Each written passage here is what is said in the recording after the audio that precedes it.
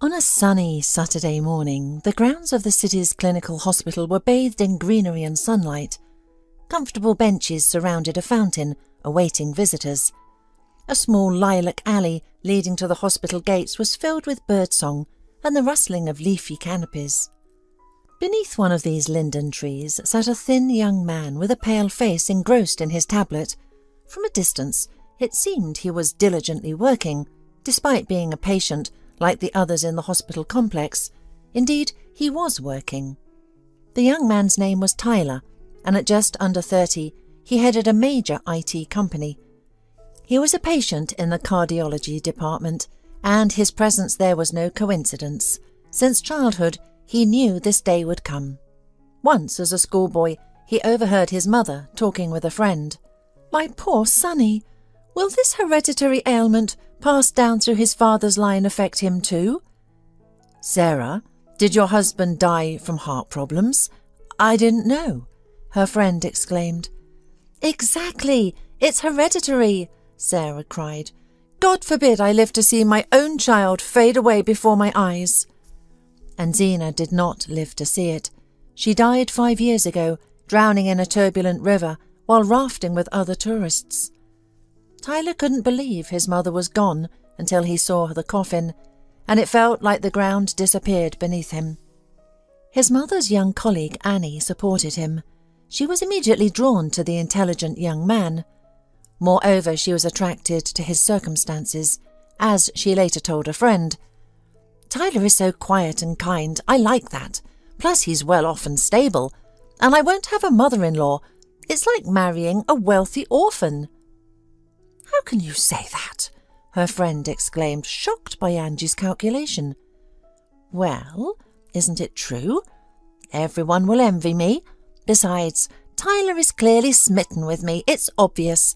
I am beautiful, after all." Angie was smart and knew Tyler had achieved everything on his own. With no one to help, his father gone early, and his mother poor, he took on any job to reach his goals, steadily and determinedly achieving success. Tyler was a computer genius and gathered a team of talented enthusiasts who could turn small ideas into something great. Soon, Tyler's team won a software development competition. "Congratulations, young man," the corporation's head said, shaking Tyler's hand. "Now all doors are open to you, and our multi-million grant will help bring your idea to life." "Thank you." Tyler was overjoyed. He knew dreams could come true. A year after his mother's passing, Tyler and Angie married. Angie insisted on a lavish wedding. "All my friends will burst with envy," Angie boasted to her friend, trying on an exquisite wedding dress and expensive necklace. "I'll invite her out of spite, so she can see my wonderful life with my rich husband." Though the celebration was grand, there was little joy. Tyler's colleagues found the bride arrogant and unpleasant, so they didn't stay long. "She's not right for him," remarked Oleg, Tyler's deputy. "Look how she struts and shows off. Our Tyler is nothing like that. He's never arrogant and always respectful. But Angie, trouble, that's what she is. Mark my words, he'll suffer with her," said Mrs. Fletcher, a wise older woman who worked as a secretary at the company. "She's uneducated and ill-mannered, always out for herself, ready to snatch the last bite from your mouth." Mrs. Fletcher was right. Within 2 years, Tyler couldn't hide from his quarrelsome, greedy wife. Despite her wealth, she pinched every penny, refusing to help Tyler's friends, while spending lavishly on herself. Expensive salons, designer clothes, and parties at exclusive clubs. Soon, friends and colleagues stopped visiting, and Tyler became unnecessary to Angie, which exhausted him. That's when he found something was wrong with his health. His heart faltered for the first time, and he was rushed to the hospital. Angie visited only once. "How could this happen?" Angie complained, instead of supporting her sick husband. "We were supposed to go to Paris this week. Now I won't see the Eiffel Tower or attend Fashion Week. I'm so upset, I feel sick." "Well, go alone. I'll give you the money. Take a friend with you. By the way, Angie, you're not pregnant, are you? Tyler asked hopefully. It would be wonderful if we had a baby. No, I'm not pregnant, she said, pursing her lips. I can't get pregnant from you. You know my tests are fine, and the doctor said it's not me. You're infertile, Tyler. I'm sorry, Angie. So, no children for us, he said, spreading his hands. But we can always adopt. What do you think? Absolutely not, Angie exclaimed. I won't bring some addict's child into my home. No kids are better than that. I won't bring some addict's child into my home. No kids are worth that. With that, she left, her heels clicking loudly. She flew to Paris and demanded a divorce from there, blaming Tyler for their childlessness. This deeply hurt him. The last time he saw her was in court. She arrived with a muscular, towering man, introducing him as her new boyfriend. Tyler and Angie divorced and he was single again. Friends and colleagues who had supported him throughout threw him a party. Congratulations on your liberation and escape from that cunning enchantress with minimal losses.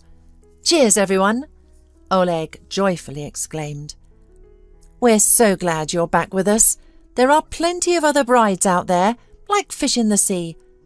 After the party, Tyler felt unwell again and had to call an ambulance. Why don't you take better care of yourself? His doctor, Dr. Kerber, asked, shaking his head. I told you to avoid stress and physical exertion. What did you do?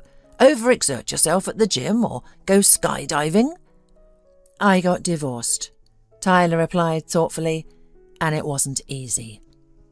The doctor sympathetically patted him on the shoulder, sighed, and continued the examination. You'll have to stay here for a while.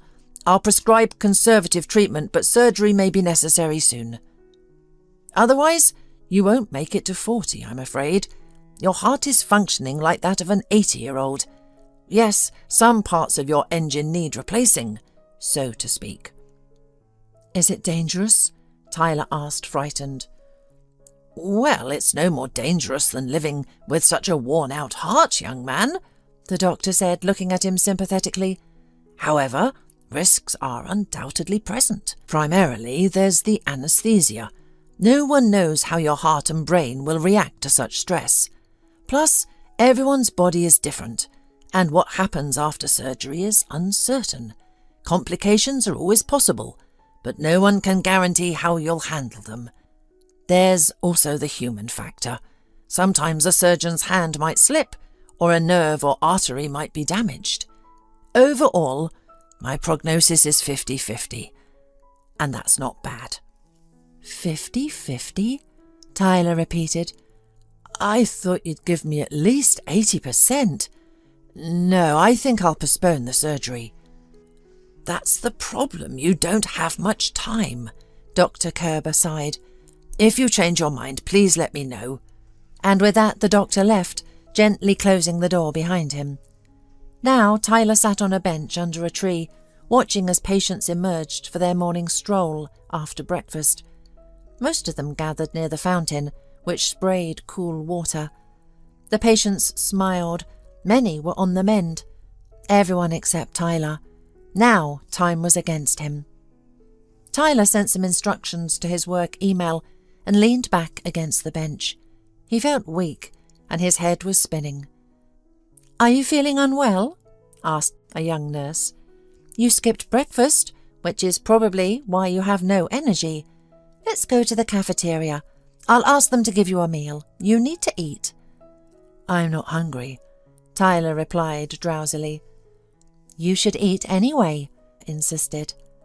What's your name? Tyler asked, looking at her with interest. The last time someone had been so insistent about him eating was his mother when he was still in school. Nancy, she replied, blushing. I'm almost finished with my paramedic training, and I work here part-time. I just have to pass my exams. Congratulations, Tyler smiled. It's a great profession. I'm Tyler. I've never been good at the humanities, so I became an engineer. He deliberately avoided mentioning his actual job, fearing that she, like the other women, might want a comfortable life at his expense while not caring for him. This was a constant problem for wealthy bachelors. A few minutes later, Tyler gave up, and they headed to the cafeteria, enthusiastically discussing their favourite literature. Tyler felt at ease with Nancy. Even his heart seemed to calm down. 2 weeks later, he returned to work, where his team had been eagerly awaiting him. They greeted him warmly and began sharing ideas for promoting their new product. The company's 5th anniversary was approaching, and they decided to celebrate in style by reserving several tables at an upscale restaurant. Toasts and congratulations flowed from all sides, but Tyler abstained from alcohol, remembering the doctor's words. To stretch his legs, he left the table and sat at the bar. "An alcohol-free mojito, please," he said to the bartender. "Why aren't you drinking? Your friends seem to be having a good time," said an attractive brunette sitting next to him. "Doctor's orders," Tyler replied honestly, watching his colleagues enjoy themselves. "I don't drink either. It's become a habit," the stranger continued. "That's a good habit," Tyler approved. "I don't know any woman who doesn't drink alcohol at all, or at least cocktails. I think every man dreams of a wife like that." "Well, marry me then, what's the problem?" the woman laughed, "although we should probably get to know each other first. I'm Bridget. I work at a bank and live in Berlin." "I'm Tyler. My colleagues and I work at an IT company. I recently got divorced, so I'm enjoying the single life for now. I don't intend to get married anytime soon, even to a beautiful foreigner like you. By the way, your English is excellent." "I did a long internship here, which helped me improve my language skills. Plus, I've been studying British culture since childhood and even took extra lessons in school. And you don't have to get married," Bridget laughed. "And honestly, nowadays, people can live happily together without a marriage certificate. No one owes anyone anything. And that's the right way, in my opinion. Bartender, I'll have the same as him." Tyler was drawn to Bridget's straightforwardness and independence. She insisted on paying for herself, which was unusual and somewhat pleasant. His heart fluttered, sensing the approach of love. That same evening, Tyler jokingly introduced Bridget to his friends and colleagues as his fiancée. But as they say, every joke has a grain of truth, and soon they were living together in Tyler's house. A month later, he proposed to Bridget. Unlike his first wife, Angie, Bridget was caring and understanding. With her, Tyler felt comfortable, and their home was once again filled with friends, enjoying evening gatherings with barbecues and board games. Just a month later, Bridget and Tyler were married. The wedding was modest and went unnoticed by the town, just as Bridget wanted.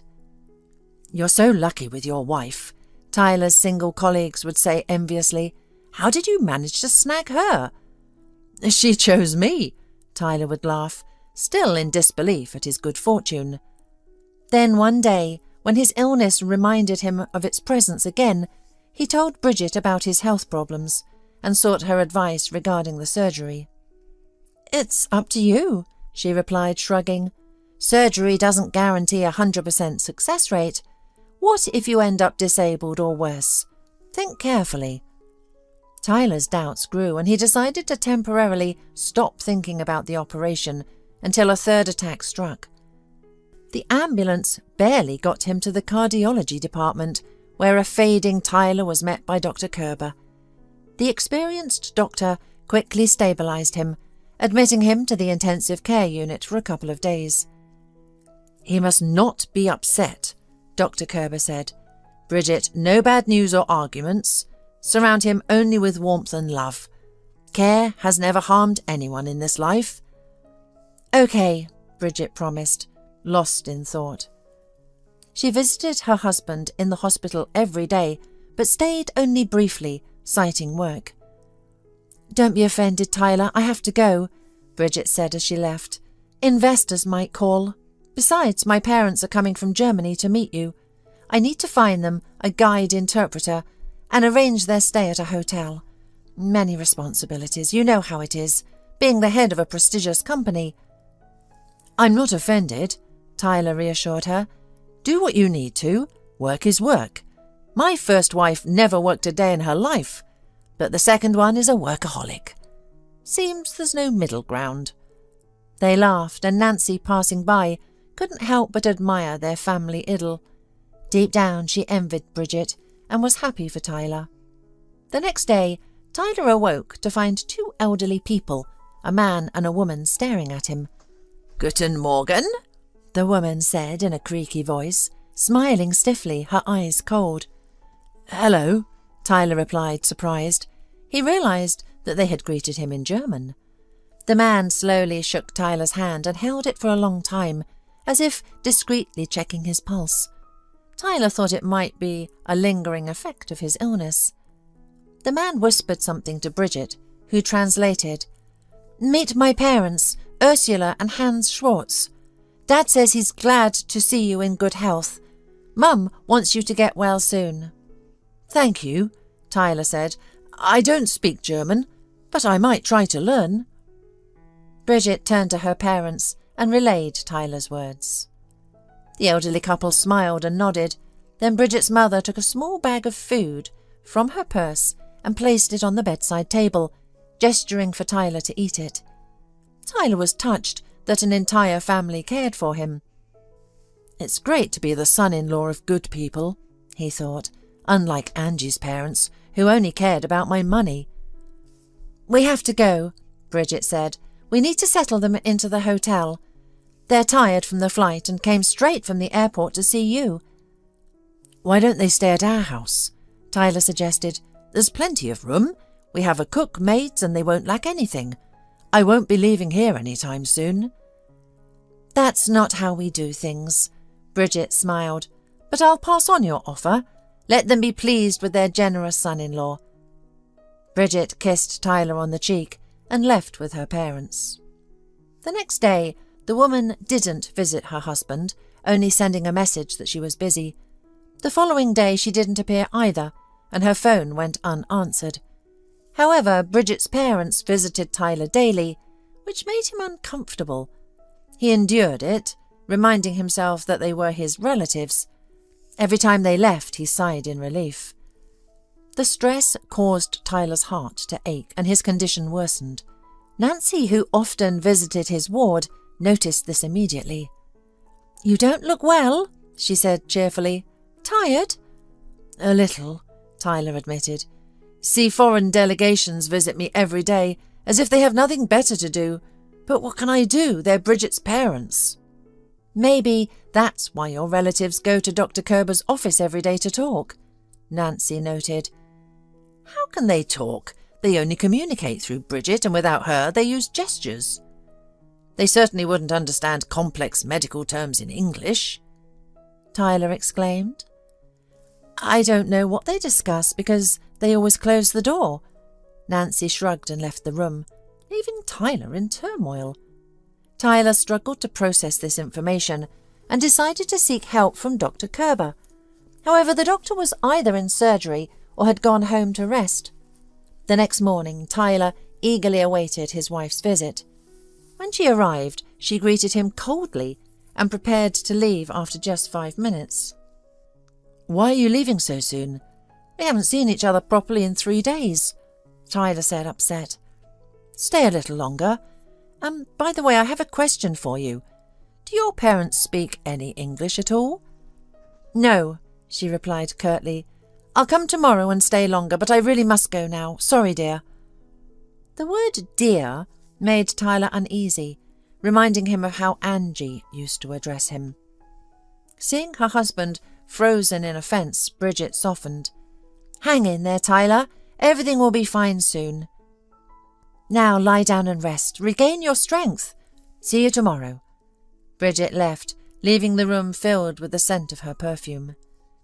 The sun blazed through the windows, and Tyler opened them to let in some fresh air. He saw Bridget's parents standing under the trees, trying to remain unnoticed as they spoke with a distinguished-looking man. Interesting, Tyler thought. Maybe that's their new interpreter. But what are they discussing so animatedly? He overheard snippets of English, which confused him. Do they know English? Why hide it? What's the point? Something inside him urged him to investigate this puzzling situation that kept him from eating and sleeping peacefully. His soul demanded the truth. Tyler decided to test his suspicions, but needed help. To his luck, Nancy came in his ward at that moment, and he instantly got an idea. "Nancy, help!" he said, grabbing her hand. "I need your clothes." "What?" she exclaimed. "Have you lost your mind?" No. Tyler waved his hand, realizing his blunder. "I need a uniform and medical mask, like yours. No time to explain. Will you help me?" Nancy silently nodded and led him to the utility room. She quickly found the right size and gave him her medical attire. Without a moment to lose, Tyler changed and hurried outside. Nancy stayed behind, worried about Tyler's behaviour, but trusting him nonetheless. Tyler, having moved closer to the peacefully conversing trio, stood nearby and thus heard every word. "So, you guarantee a positive outcome?" Ursula asked the stranger in perfect English. "Well, how can I put it?" the man replied. "It all depends on him. If he doesn't want to, he won't draft or sign anything, but if he does—" "You're the best notary. We were recommended. We hoped you could arrange everything so that the subject leaves everything to Bridget after his death." "I didn't promise to arrange anything," the notary responded. "I only gave recommendations and drafted a will template." "For which we paid you a fortune," Ursula fumed. "And please keep in mind, I agreed to keep silent about your scheme," the notary reminded her. "As they say, silence is golden. Here are your papers. Call me as soon as the client is ready, but for now, I must go. I have an appointment." So what does this mean? Tyler thought. Am I the subject? Are they trying to extract a will in Bridget's favour from me? What audacity to bury someone before their time and trick them out of all their money. The nerve! Tyler returned to his room, removed his robe and mask and sank into deep thought. Nancy entered to collect his belongings and paused, sensing his inner turmoil, but she quietly left the room. Tyler's thoughts were interrupted by Bridget's deliberately cheerful voice. "Here I am! Were you waiting for me? Look who came with me," she said, gesturing to her artificially smiling parents. "What's wrong with you?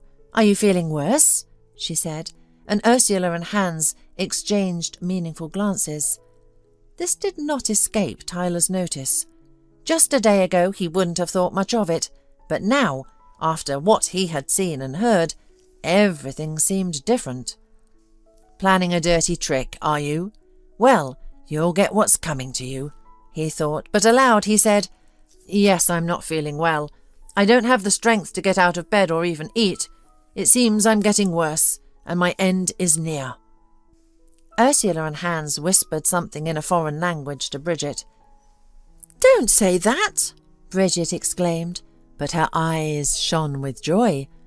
"Dad thinks everything will be fine, but we need to take precautions." "What do you mean?" Tyler feigned ignorance. "They say you should draft a will for the most important person in your life." Bridget smiled, sitting next to him and stroking his head.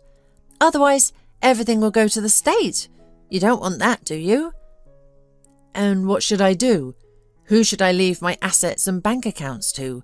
Tyler asked, already knowing the answer. "Well, to someone who loves you so much," Bridget said sweetly, embracing him. "Of course, I can leave everything to you," Tyler exclaimed, slapping his forehead dramatically. "What a great idea! I'll just do that. But I don't have a pen or paper." "I happen to have writing supplies and documents with me," Bridget said, taking a briefcase from Hans. "I was working on reports, so I have everything here. You know I always carry my work with me. You've seen it yourself. I'll send you the will template by email tonight." "How thoughtful of you," Tyler gritted through his teeth, cursing the day he went to that bar. Ursula handed him a pen and some sheets of paper. "Tomorrow I'll come with the notary. and he'll certify your signature," Bridget said, her eyes gleaming with happiness. "I want you to get better, but this way everyone will feel more at ease. We'll consider it a precaution." "Yes, you're very thoughtful," Tyler remarked. When the satisfied trio left, he tore up the paper and threw the pen in the trash, not wanting to touch the items given to him by the traitors. Nancy peeked in and found him in a terrible mood. "Why so glum?" she asked. "How can people be so petty?" Tyler exclaimed. "I'm still alive and they're squeezing money out of me like a dusty rag." "People are different," Nancy noted. "My parents abandoned me. I grew up in an orphanage, so money issues are trivial in comparison to how I was betrayed. I didn't think you were rich." "I don't look rich," Tyler smiled, feeling a bit better. "No," Nancy laughed. "I thought all rich people were pompous and only ate oysters and weird sea creatures. But here you are, enjoying porridge and potatoes." Tyler finally shook off his anger. "I'm hungry. Is it breakfast time?"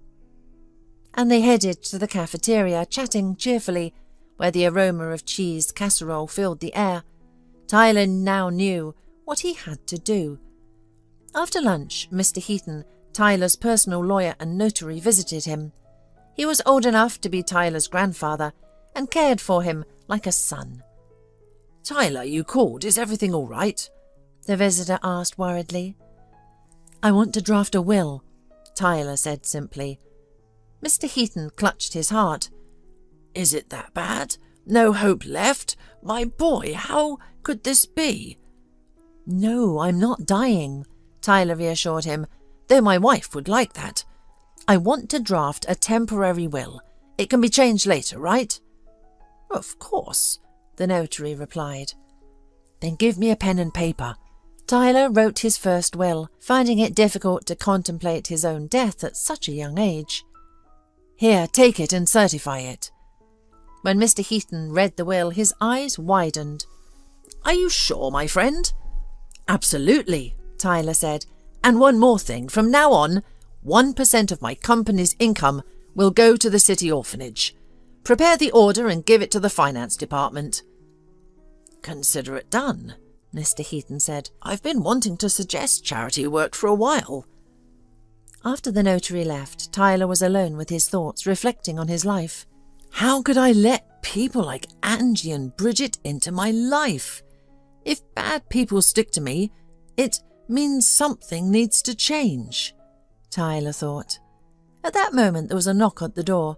Bridget, Ursula and Hans entered the room, full of hope, followed by the notary Tyler had seen outside. "How are you doing?" Bridget asked from a distance. "Have you written your will?" "Yes, I have," Tyler nodded, "and my notary has certified and taken it."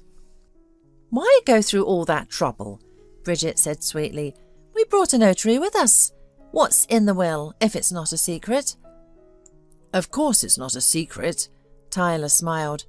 "Everything I own after my death will go to the children's home in the city. A trustee will be appointed to manage these funds, and I'll divide the company among my employees, giving them an incentive to improve and prosper. Thank you for reminding me about the will. Now I can rest easy." "What about me?" Bridget's nostrils flared with anger. "I haven't forgotten about you," Tyler said. "I've left you the aquarium fish. You admired them so much. You can earn money yourself, Bridget. You're so busy with your firm. The orphans need support. When they leave the children's home, they'll receive good financial support until they get on their feet. You're an independent, self-sufficient woman, as you've said. I don't want to offend you with my charity." "How could you?" Bridget exclaimed. "Do I mean nothing to you? Are these little beggars more important than me?" "Bridget, I only wasted my time on you," her mother suddenly shouted in perfect English. "Idiot!" Hans echoed, waving his hands. "How can you squander your wealth like this? You should rewrite the will and give all the money to our girl. She's your wife, and she knows how to handle it. Your foundation will be plundered." "Who will plunder it? Swindlers like you? Tyler asked. By the way, congratulations on mastering the language. Or are you not foreigners but con artists? Surprised? I know everything.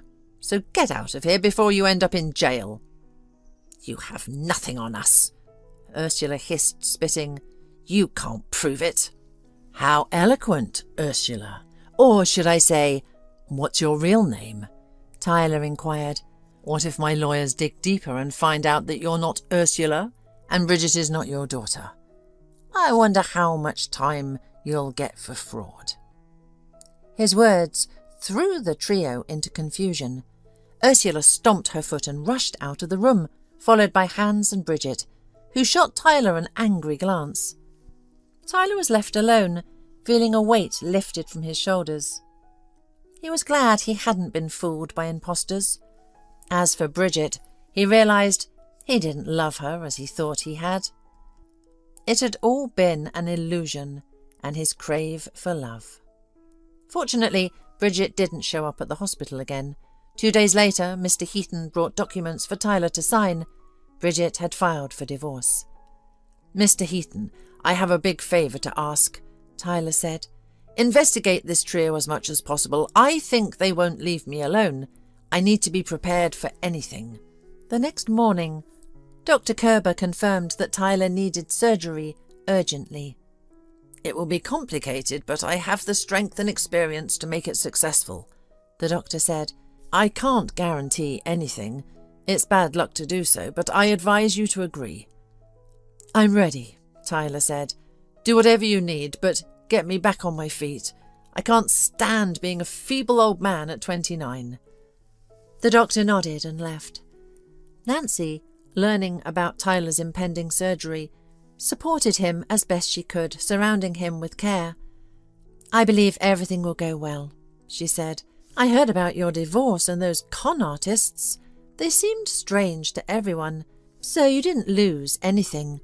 The most important thing now is your health. Tyler smiled, suddenly realizing how kind Nancy was to him, and beautiful in her own way. She had none of the qualities he disliked in people: greed, malice, betrayal. He realized he might have fallen in love. This feeling gave him strength. The next day, the operation was a success. The doctors performed a miracle, spending 17 hours straight in the operating room. Nancy was by Tyler's side when he was taken to the ICU and when he was transferred to his room.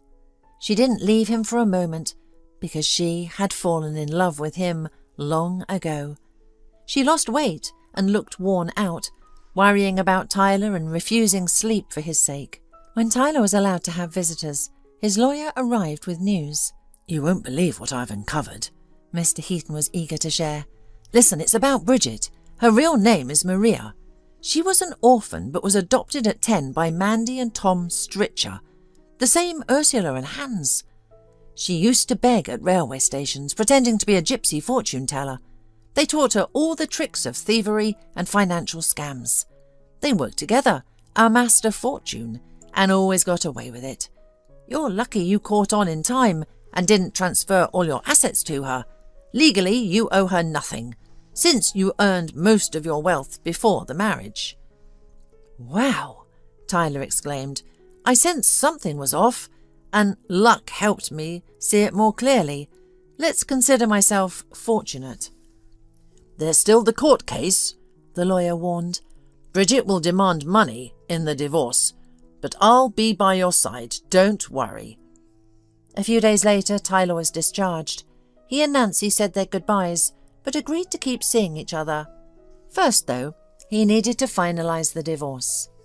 The courtroom was heated with Bridget's arrogance and rudeness.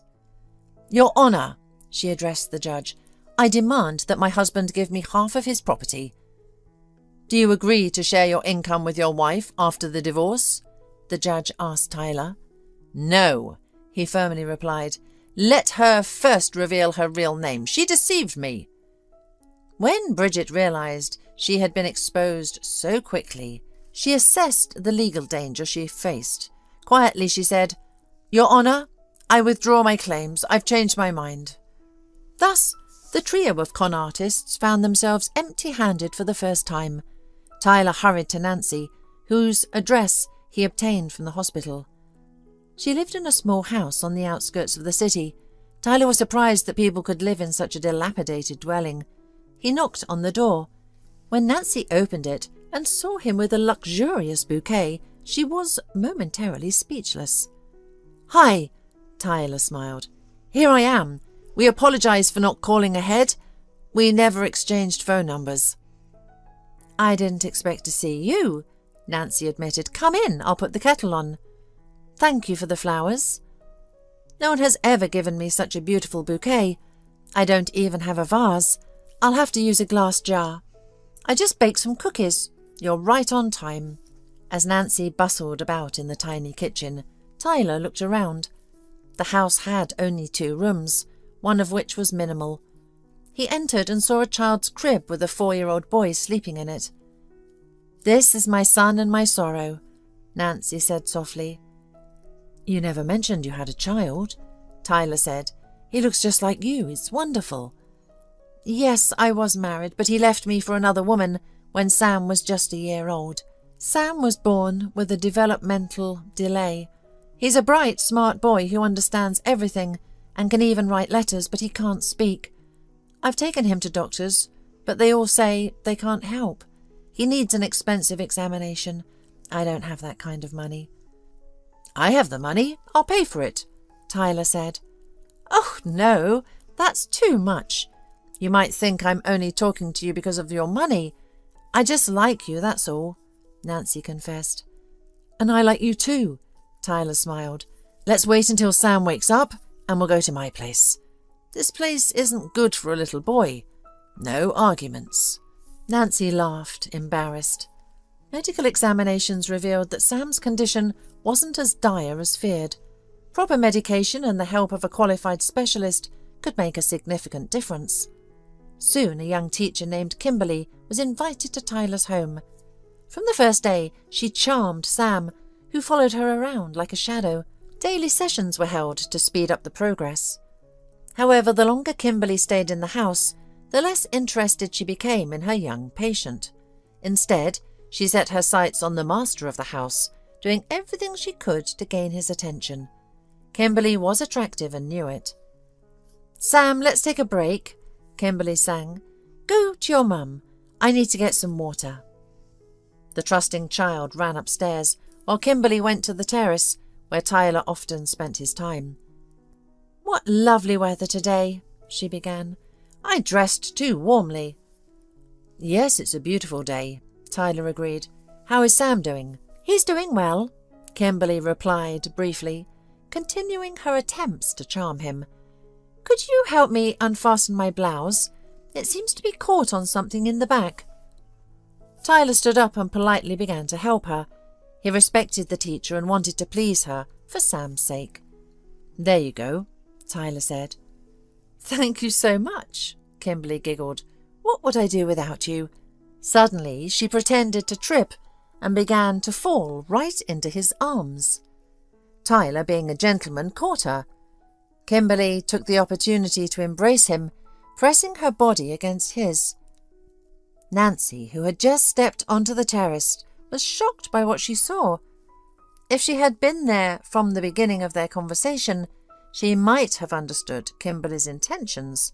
But now, remembering her husband's infidelity, Nancy was filled with jealousy. She hid her emotions and said coldly, "My son has rested. You can continue your session." In the following days, Kimberly did everything she could to upset and offend Nancy. Tyler, however, remained oblivious to her schemes. One day, when Tyler returned from a long business trip, he found neither Sam nor Nancy at home. On the table lay a note. "Don't look for us. You chose Kimberly, so I won't stand in the way of your happiness." "What is this?" Tyler exclaimed. The next day, when Kimberly rang the doorbell, Tyler handed her an envelope with money for the sessions and said, "You're laid off. We no longer require your services. And here's some advice. Don't tarnish the good name of specialists with your antics." Kimberly couldn't utter a word, before the door slammed shut in her face. Nancy's house was locked with a padlock. Tyler went to the hospital to ask her colleagues about her whereabouts. She might have gone to the village, one of the nurses suggested. He passed away and Nancy inherited his house. Look for her there. She has nowhere else to go. Tyler immediately set off for the village, which was nearby. At the village grocery shop, he was told that Nancy and her son had indeed moved there a week ago, and she had started working as a paramedic, much to the villagers' delight, as they were in desperate need of medical professionals. Nancy's grandfather's house stood at the edge of the forest, surrounded by an orchard. It was already evening when Tyler found her working in the yard, with Sam playing nearby. He felt a small box in his pocket, containing an engagement ring, which gave him courage. In his hand he held a bouquet of flowers, arranged in the shape of a heart, by the city's best florist. "Tyler!" Sam suddenly shouted, running towards the man with open arms. Nancy dropped her basket in surprise, and Tyler froze, afraid to disrupt this unexpected moment of joy. Sam could speak. Tyler embraced the boy and buried his face in his curly hair. Nancy, overcome with emotion, began to cry. Her little boy had finally spoken, and the man she loved had come to her. "Mum, don't cry!" Sam exclaimed. "Tyler is here." "Will you marry me?" Tyler asked directly. "Yes," Nancy whispered. "Please never trust anyone but me again," Tyler said sternly. "The world is full of people who envy others' happiness. Don't let them deceive you." "Let's go inside," Nancy laughed. "People are staring at us like we're in a Bollywood movie." "Let them stare," Tyler said, smiling. During dinner they shared their experiences and rejoiced that everything had been clarified. "You had the wisdom to come to me," Nancy smiled, "and I, foolish woman that I am, allowed the first person I met to destroy my fragile happiness. Imagine, recently a local farmer proposed to me, but I refused because I still loved you. I couldn't even look at that rude drunkard. He was so brazen, I could barely get rid of him." "Well, let him try to show up again," Tyler said. "Sam and I'll kick him out in no time, right?" Tyler spent a week in their village house. The nature and open people inspired him with an idea. "You know, I'd like to settle here," Tyler confessed. "What if we become farmers too? We'll buy this drunkard's farm and live and work here. It will create jobs for the locals, and marketing our products won't be a problem. City dwellers are eager for quality produce. What do you say?" "Really?" Nancy exclaimed. "I love it here and don't want to go back to the city. I'd be happy to stay. And Sam loves it too. Look at his rosy cheeks." "Then it's settled," Tyler said. "I'll go to the city to sell the company. You stay here and wait for my good news. Everything will be fine." The local farmer agreed to sell, asking for an exorbitant amount. But it wasn't affordable for Tyler, and besides he still needed to sell his business to a good person who wouldn't disband the established team. One day, while reviewing the company's documents in his office, his excited lawyer rushed in. "Have you seen who wants to buy your company? It's Bridget and her strange family," Mr. Heaton exclaimed. "I nearly fell off my chair. Don't you dare sell it to her. I swear I'll curse you." "Of course not," Tyler said, "but I wonder where she got the money. Have our security chief look into it." Towards the end of the day, the security chief entered his office. From his grim expression, Tyler knew there was news. "Your ex-wife managed to get married and become a widow," he blurted out. "They say her husband was into mountaineering and fell off a cliff. Witnesses confirmed his death, but the body couldn't be recovered. So now Bridget is a rich widow with a fortune beyond our wildest dreams. I think it's another of her scams," Tyler concluded. "She might be involved in her husband's death. She probably wants to launder money and buy our firm, knowing its potential. I think it's time to go to the police." The investigator shrugged. Without a body, there's no case, he said. If everyone pointed fingers at suspected con artists, we'd run out of jail cells. But thanks for your vigilance. Now, if you'll excuse me, we have real criminals to attend to. Tyler realised arguing with the tired policeman without direct evidence was pointless, so he decided to investigate himself. With Bridget's address in hand, he decided to follow her. He waited in his car outside the mansion where she lived with her parents. As night fell, a car cautiously emerged from the garage, with Bridget at the wheel. Tyler followed her to the outskirts of the city, where a dilapidated house stood on a vacant lot. Bridget got out of the car and looked around, checking if she was being followed. Tyler had hidden his car in the bushes, so she didn't notice him in the dark. Trembling with excitement, Tyler took a flashlight and turned on his phone's camera to record. He sneaked into the building behind Bridget. "Not dead yet?" Bridget spat. Someone moaned in response from the darkness. Tyler decided to act. He illuminated the room with his powerful flashlight. On the floor, bound and gagged, sat a frail elderly man. Bridget stood over him, ready to strike with a bat, a canister of gasoline nearby. "Just in time, huh?" Tyler exclaimed, recording everything and streaming it online. "Planning to kill this man? Who are you, Bridget?" She lunged at him like a wildcat, but Tyler swiftly incapacitated her. He tied her hands and rushed to free the stranger. "Are you this monster's husband? Hold on, you'll be okay."